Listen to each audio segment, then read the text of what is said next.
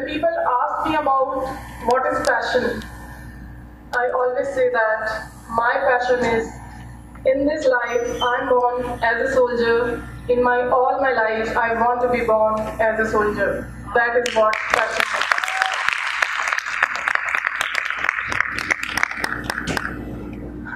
So we've had two great talks. Before starting further, let's live the life of a soldier. So with me guys, let's have it. Heart the Josh! No, it's not high. Heart the Josh! No, it's still not high. Heart the Josh! That's high. So in academy, whenever we would be asked this question, we would always say as low as possible. Because if your Josh is high, seniors are going to put. Yeah? So, today we are going to talk about uninterrupted growth. Grow through what you go through. Change is the only constant in this universe, and so is growth. A seed, when it's planted in a soil, continues to grow and becomes a plant or a tree depending upon its gene. Same as humans, we continue to grow right from our conception in our mother's womb. Just like the plant or the tree, it also goes through a lot of interruptions because of the climate, the weather, the storms, the rains. For us, these are fears, complexities of life, struggles. These are our interruptions. But the question which we are going to answer today here is, how do we make this interrupted growth as uninterrupted? Or can we even call it as the uninterrupted growth? Let's see. So my story starts right from the birth. There were 3 women who were to deliver a child in the same year. The first one, as the society norms, the hopes are very high for a boy. But as most of the women sitting here, the first one was a girl. After a few days, the second woman also delivered a baby girl. Now all hopes were very high for my mother. But had it been a girl, you wouldn't be listening to me standing here today. Yes, it was a girl. Every one of us have different kind of memories of our childhood. My memories are a little different from memories maybe you have. Most of the children were pampered, were happy, were cheerful, were playful, had a lot of friends. But my story is a little different. There goes me. So this is me, the childhood picture. Now, I want you to remember one thing. This picture has 2 aspects. The first aspect I'm going to tell you now. I was an average student in academics and critically poor in maths. I would only score marks from 0 to 5, be it anything out of 20, 40, 100, whatever you want to take. I couldn't rise my bar. And as being the youngest in the family, in the extended family, all others were boys and I was always compared. Because I was poor in maths, I was always called as the dumb girl. It was very hard for me to go on holidays with my extended families in the summer vacations. As again, people were there to ask me questions about the tables, about the formulas, which I didn't know. However hard I tried, even with the help of tutors, I couldn't make it. My parents then thought of a solution. What can we do with such a girl? Such a bright girl, rather. So they thought that somehow they'll push me hard to pass the class 10 exams. Why? Because when they'll propose my proposal for marriage at the legal age of 18, at least they can say our girl is a metric pass girl. Now I heard it. When I reached class 10, somehow managing the exams till class 9, I thought to myself, what can I do for myself? I didn't know. I didn't have the answer. But one day, one decision changed my fate forever. Now my father was in the army, though he never wanted me to join the forces, so he never talked about it. He came back from office and he hung his uniform in the hanger under the fan to dry. Some of my cousins were at home and they got an idea to try that uniform and get themselves clipped. I said, why are you doing this? This doesn't fit you. They said, we're not very sure of our future. In future, whether we will ever get to adorn this beautiful uniform, this prestigious uniform ever, so we will get ourselves clipped by wearing uncle's uniform. After they were done, they asked me to do the same. And something in me answered with certainty that no, this doesn't fit me. One day I'll have one of my own. But how was I going to do it? That was the question I needed to answer for myself. I was critically poor at maths, average in other subjects, and there is a certain percentage required for you to get into the forces. I had a do or die situation. Time was now, because marks of my 10th would decide my future in subjects which I take in class 11th and 12th and further. So I started to look for solutions that what is it that I can do. I asked the brightest of the children who were good in maths, and they fortunately helped me with a tutor who did not teach me maths. He changed the perspective of maths in my mind. So much so that right from scoring 5 marks, I started scoring 95. And ladies and gentlemen, the next time I got clicked myself was this. Why am I thinking? Oh, success was easy. She got it. As I said, growth is never uninterrupted. It is always interrupted. But there goes a saying, the tiger who tasted the blood once is never sated with just the taste of it. I had tasted success once and I wanted to have it again and again. So in the academy, I just didn't want to be another officer. I wanted to be special. I was good at sports and played cricket at nationals. Now, in academy, all the brightest minds of the entire country are there. Not only mentally, but physically, they are very strong. We were about to have a sports meet, and I wanted to go at the sports meet. Fortunately, in the trials, I got selected, and I was to perform 4 events, 4 races, being an athlete. I thought I'll make it. I'm going to make it. But I didn't. The first race, I failed. The second race, I again failed. The third race, I again failed. And it was not about my failure.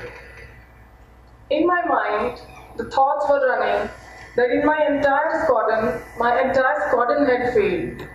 We did not have any medals. For your information, squadrons, when we gather in the academy on the first day, all of us are divided into squadrons, just like the houses we have in our school days. And only my race was left. There was no medal on my squadron's name. and I was to run. This time, this was not my race. In this photo, you would see this was the last race I was to run, not only for me, but my squadron. I was breathless. I had tough competitors who were cross-country winners. I thought, I spoke in my mind that come what may, I'm not going to make it. But as the fire began, I started to run. I knew that I'm not going to make it, but that was when my squadron started to cheer for me, and I collected all my energy, all my thoughts in my mind, and made the only medal for my squadron in this photograph. Failures are inevitable. Struggles are inevitable. But what makes you you is how do you deal with those struggles. You always have a choice. You want to look only into the failures, or you want to learn from the failures. Failures, it's just a negative word which is being spread so much. My definition of failures is, it is just an experience. Somewhere you missed, next time, please take care of that and you'll make it. Now, though I had become an officer, I had achieved in the academy what I wanted to achieve. One day while on leave, I was having a conversation in my family and I spoke to my mother. Mom, how do you feel now? You always thought that you have a very dumb girl. Now are you proud of me? She said, yes, I'm very proud. You've made me proud. So I asked her, what else do you want? She said, you were an average student in studies. I wish you could stand first sometime in your class, sometime in your academics. I said, Mom, the academics of school days are over. I'm sorry, I could not be what you wanted me to be. But that statement of hers gave me a vision, gave me a reason. While in the second posting, being at Jammu, I got an opportunity.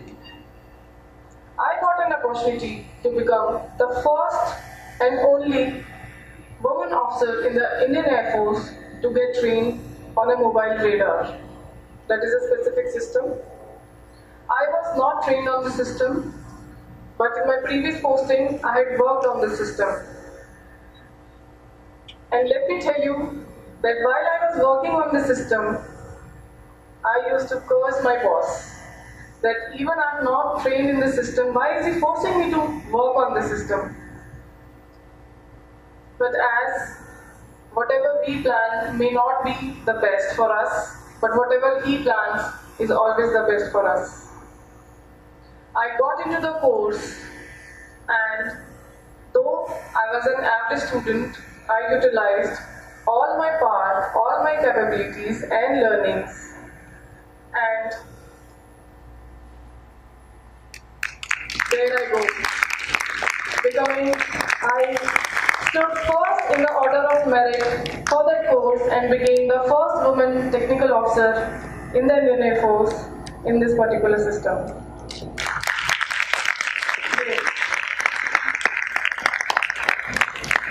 Now, as I said, there is another part of the story, and that is fantabulous. There I come again, the little girl. This is an interesting part, which somewhere, in some part of the society, all of us are facing. As I was the only girl in the near family, I looked very petite. My eyebrows were painted. I had droopy eyes. I just did not look like what other girls looked like. You remember those two girls who were born with me? They were categorized as very beautiful. And here I was called as the ugly girl. And the best part of my looks was, at that time, my lips. Everyone would compare my lips to the tires of truck. Whenever I would go to a marriage function, people would just push me aside as they didn't want me to be in their frame. In one of the marriage functions, when we were looking at the beautiful bride, one of the girls taunted at me, "Dipti, you should never apply lipstick on your lips." I said, "Why?" She said, "They are so big that every time you apply one, you'll finish one." For a very long time in my life, I didn't have the courage to even apply Vaseline on my lips, thinking of that moment. In another function I remember, the girl who was born with me, now grown up, as of my age, in one of the functions, she was teaching me to put the liner in a way, to put the lipstick in a way so that my big lips can look a little thinner. And I was very excited to learn that. Whenever a combined photograph in the school would be taken, I would always bite in my lips so as they always look thinner.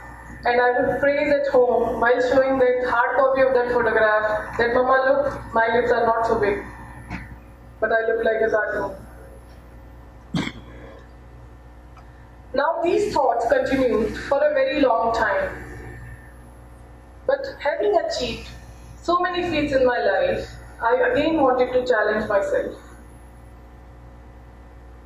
Though physical beauty does not satisfy or does not give you your true value, but I wanted to challenge myself that is it the only thing, or does only the physical appearance can make you or break you? And that's how, yet being a soldier, I entered a beauty pageant. And that's how the next time I got clicked.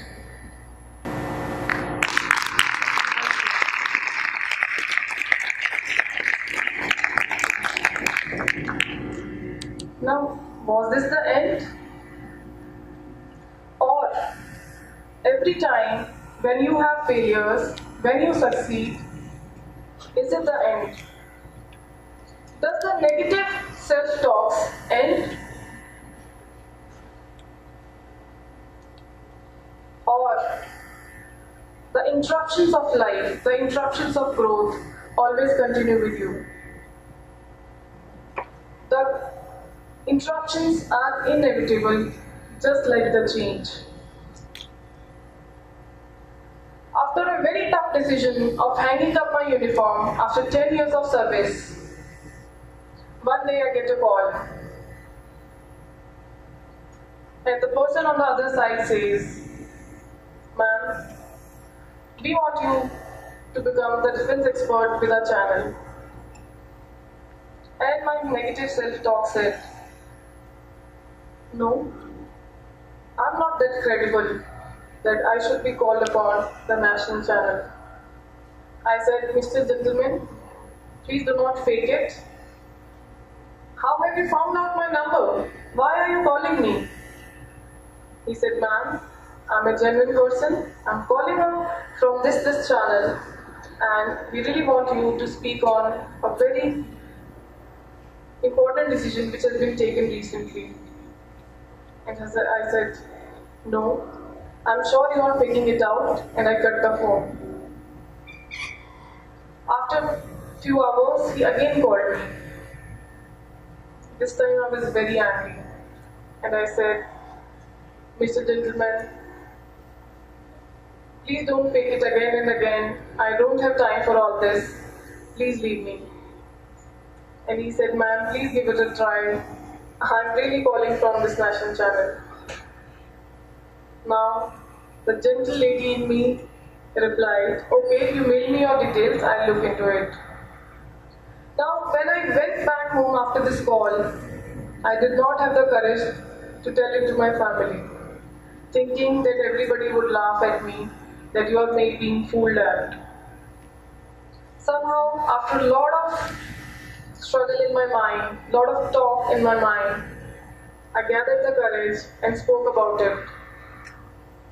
And luckily, they asked me to look up into my mail and verify it. I verified it, and the journey continues for 3 years as India's youngest defense expert with 7 national titles.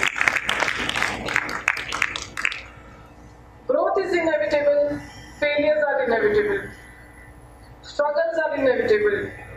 Just take them as the seasons of the year. Sometimes you get wet through the rains, sometimes you get dry through the storms. Sometimes you feel very chilled with the winters. But what you get to go is get going. Have a passion, have a dream, live your dream, come what may. Thank you so much.